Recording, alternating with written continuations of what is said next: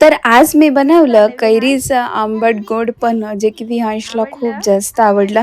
म्हटलं तुम्हाला पण रेसिपी शेअर करावं, तर त्यासाठी ना मी 2 जे आहे त्या कच्च्या कैऱ्या घेतलेल्या होत्या आणि 2 सिट्या देऊन जे आहे त्याचा मी पल्प इथे रेडी केलेला होता.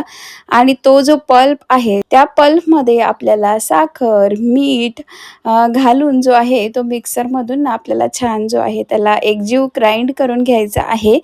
त्यानंतर अजून एक तुम्हाला रेसिपी इथे मी शेअर करणार आहे. जर तुम्हाला साखर, मीठ म्हणजे साखर जर तुम्हाला नाही टाकायचं असेल, तर तुम्ही इथे ना जो छास मसाला जो मिळतो ना, तो छास मसाला टाकून सुद्धा खूप मस्त असं जे आहे ते सिरप जे आहे ते घरच्या घरी रेडी करू शकता.